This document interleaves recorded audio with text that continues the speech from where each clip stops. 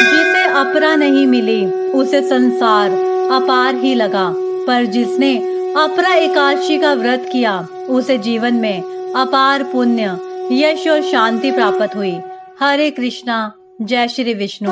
हिंदू धर्म में एकादशी तिथि का विशेष महत्व है। एकादशी तिथि जगत के पालनहार भगवान विष्णु को समर्पित मानी जाती है। हर महीने में 2 बार एकादशी व्रत रखा जाता है, एक कृष्ण पक्ष में और दूसरा शुक्ल पक्ष में। ज्येष्ठ माह के कृष्ण पक्ष की एकादशी को अपरा एकादशी कहा जाता है।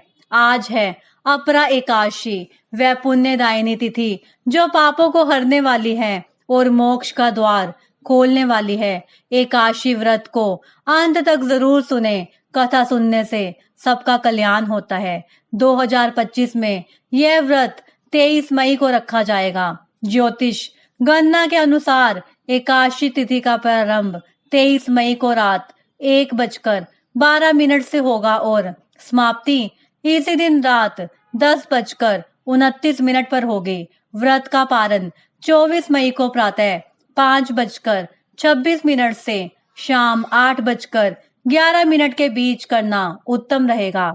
आज हम जानेंगे इस व्रत की शुद्ध पूजा विधि, एक सच्चे भक्त की प्रेरणादायक कथा और अंत में एक आध्यात्मिक संदेश जो आपके हृदय को छू जाएगा। अपरा एकादशी की पूजा विधि। इस दिन प्रातः काल ब्रह्म मुहूर्त में उठें। सुबह 4:04 से 4:45 के बीच स्नान कर सूर्य देव को अर्घ्य दे और पूजा स्थान को शुद्ध करें। गंगा जल से छिड़काव करें और भगवान विष्णु और माता लक्ष्मी की मूर्ति या चित्र स्थापित करें। उन्हें चंदन, पुष्प और फूल माला अर्पित करें। देसी घी का दीप जलाकर भगवान विष्णु के मंत्रों का जाप करें। ओम नमो भगवते वासुदेवाय, विष्णु चालीसा या विष्णु सहस्त्र नाम का पाठ करें। फल, मिठाई और तुलसी दल सहित भोग लगाएं। व्रत कथा का श्रवण करें और अंत में जरूरतमंदों को अन्न, वस्त्र और धन का दान करें। अपरा एकादशी व्रत कथा। युधिष्ठिर कहने लगे, हे भगवान, ज्येष्ठ कृष्ण एकादशी का क्या नाम है तथा उसका महत्व क्या है, सो कृपा कर करिए। भगवान श्री कृष्ण कहने लगे, हे राजन, यह एकादशी अचला तथा अपरा 2 नामों से जानी जाती है। पुराणों के अनुसार ज्येष्ठ कृष्ण पक्ष की एकादशी अपरा एकादशी है, क्योंकि यह अपार धन देने वाली है। जो मनुष्य इस व्रत को करते हैं वे संसार में प्रसिद्ध हो जाते हैं। इस दिन भगवान त्रिविक्रम की पूजा की जाती है। अपरा एकादशी के व्रत के प्रभाव से ब्रह्म हत्या, भूत योनि, दूसरे की निंदा आदि के सब पाप दूर हो जाते हैं। इस व्रत के करने से पर स्त्री गमन, झूठी गवाही देना, झूठ बोलना, झूठे शास्त्र पढ़ना या बनाना, झूठा ज्योतिषी बनना तथा झूठा वैद्य बनना आदि सब पाप नष्ट हो जाते हैं।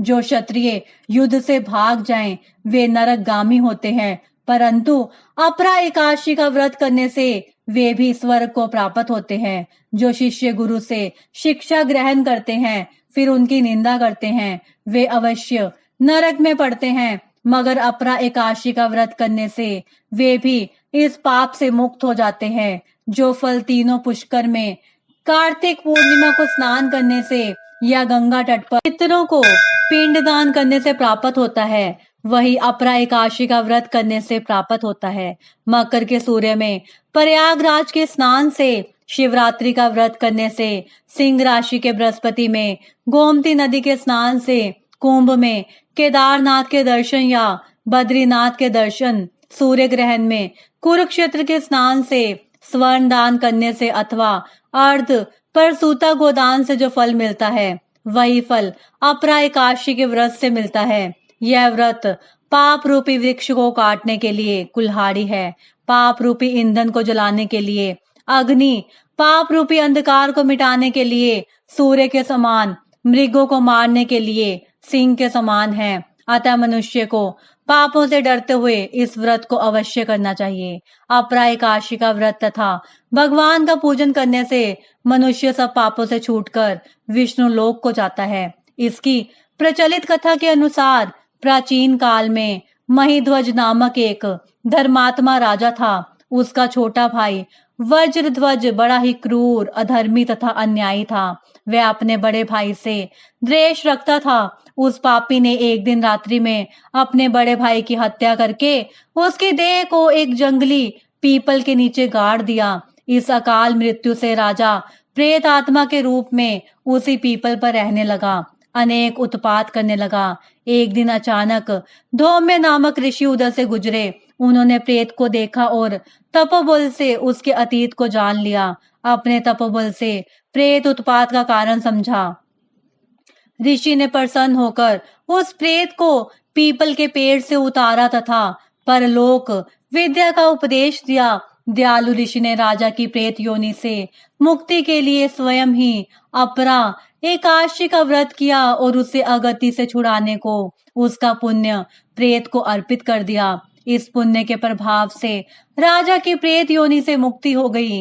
वह ऋषि को धन्यवाद देता हुआ दिव्य देह धारण कर पुष्पक विमान में बैठकर स्वर्ग को चला गया। हे राजन, ये अपरा एकादशी की कथा मैंने लोकहित के लिए कही है। इसे पढ़ने अथवा सुनने से मनुष्य सब पापों से छूट जाता है। आइए अब सुनते हैं भक्त की प्रेरणादायक कहानी, रघु का परिवर्तन।